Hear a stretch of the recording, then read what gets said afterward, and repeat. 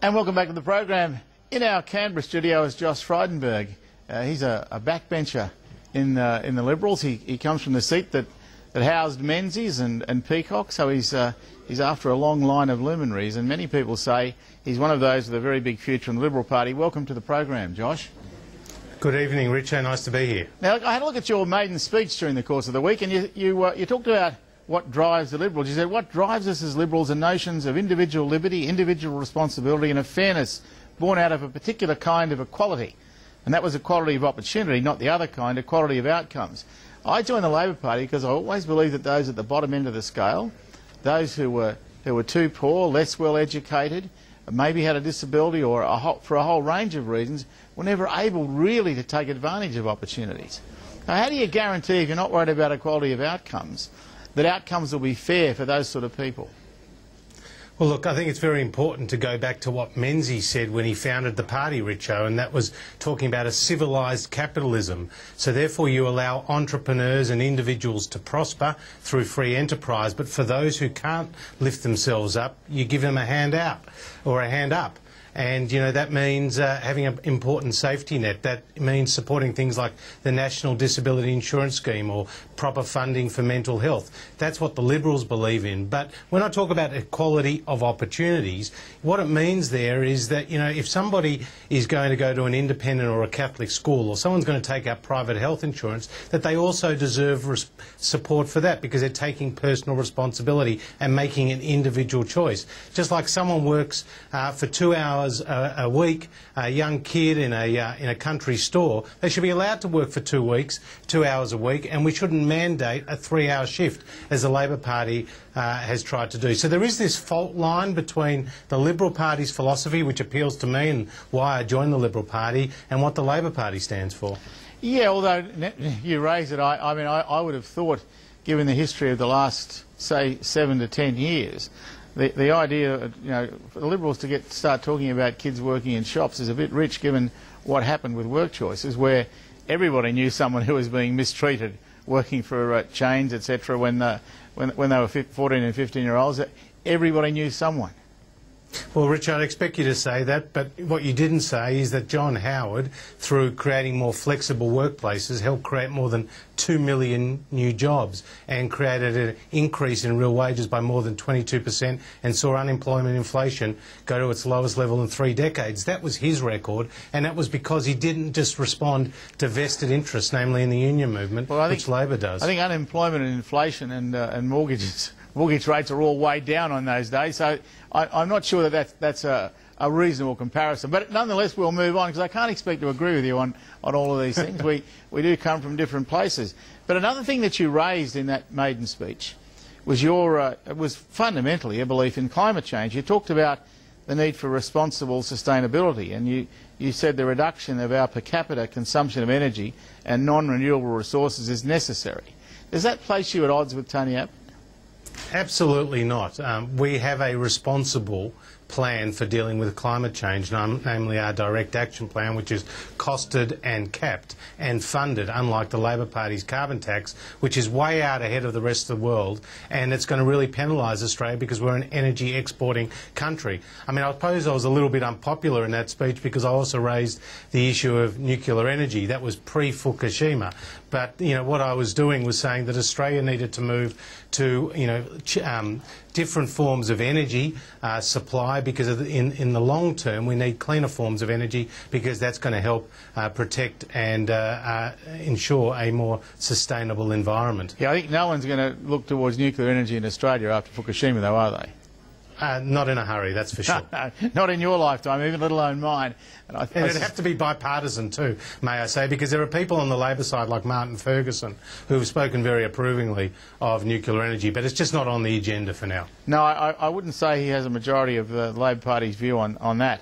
But nonetheless, can I turn to some of the bigger issues, because you are known to have some expertise in the field of foreign affairs.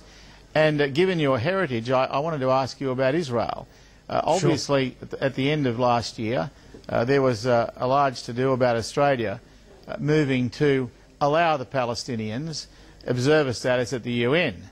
And that move was the first time that Australia had moved away from support for Israel, right or wrong. What was your view on that?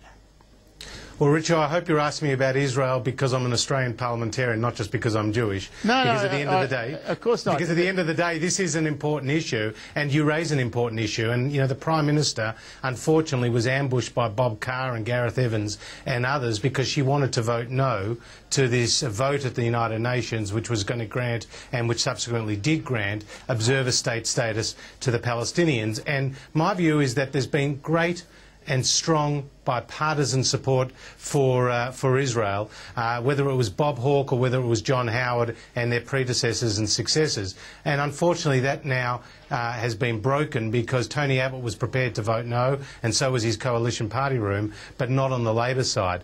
And you know what's important here is you're only going to get a two-state solution in the Middle East, which is the proper outcome, if it's negotiated between the two sides, if there are compromises by both sides. But by pushing one party to the table when the other is not prepared to compromise or the other is taking up arms against the other, then that's going to create, you know, increased tensions and is not going to speed up the peace process. No, I don't disagree with that. I mean, by the way, I did interview Bob Carr about this, and he's hardly someone I'd describe as being Jewish, but he was a founder of Friends of Israel in New South Wales. That I do know, and he's always been a great supporter of the State of Israel, as have I. But where we've started to part company with them, you talk about compromise, the building of these settlements makes a two-state solution well nigh impossible, does it not? Well, I certainly agree that some of these settlements are provocative and should not go ahead.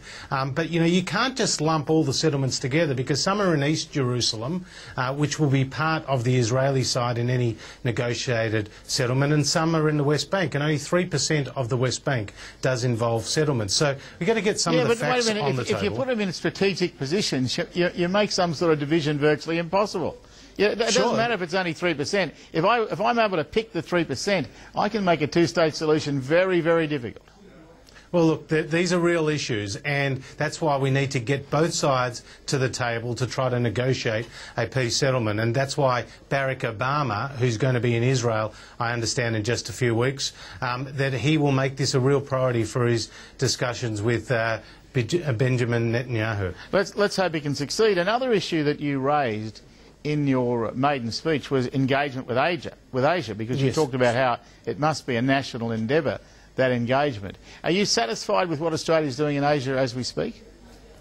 Look, I think we could do a lot more than we're doing. I mean, the fact is there's been only one prime ministerial visit to China since the Beijing Olympics in 2008. That's just not good enough when China is our biggest trading partner. And with Indonesia, I think we have damaged that relationship very badly over the treatment of the live animal export issue as well as on the border protection issue. And we have a great friend in Susilo Bambang Yudhoyono, the president of Indonesia, but he is going at the end of 2014.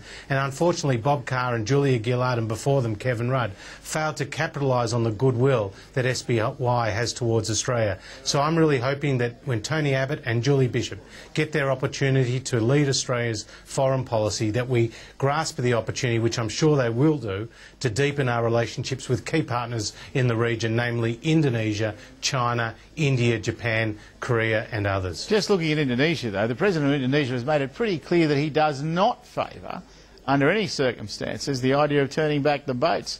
You're not going to endear yourselves to him when you take office later on this year, whenever the election might be, if you maintain that stance, are you? Well, look, the point is it worked under John Howard with Indonesia because he respected Indonesia and they respected him. But at the end of the day, this government's done nothing to stop the boats, and as a result, you're not going to get the quality of engagement from Indonesia that we would hope from a really important neighbour. So I would say we need to escalate that relationship. We need to show better friendship towards Indonesia. We don't treat them the way we did over that live animal export issue, which was basically pulling the rug from under their feet on a key issue of food security. And if we do that, we'll get better bilateral cooperation right across the board. And what do we do when it comes to this turning back the boats? It seems to me there's not much difference between the government and you now on policy, is there? I mean, there's really only temporary protection visas and turning back the boats. Otherwise, they've done everything you said they should do. Well, that's two of our three legs of our policy. The other is offshore processing, which they'll drag kicking and screaming to. And you know all about the East Timor solution, which never eventuated, and the way they went about the Malaysia solution, which also didn't eventuate. So, you know, we have a proper way of dealing with our neighbours on this issue. We've stopped the boats before and we'll stop them again. I can't bring myself to believe that. I've spoken to Scott Morris about this many times, and it seems to me the Indonesians have changed their position. They now no longer support the turning back of the boats, and if they don't support it, it's going to be very difficult for us to do anything about it. But look, I have to leave it there. I could go on much longer with you, and I hope, Josh, you might find time to come back and talk to us again. I'd love to do that, Graham. Thanks for having me on. Good on you. Josh Frydenberg in our Canberra studio. Obviously the Parliament's sitting, so that's where all the pollies are.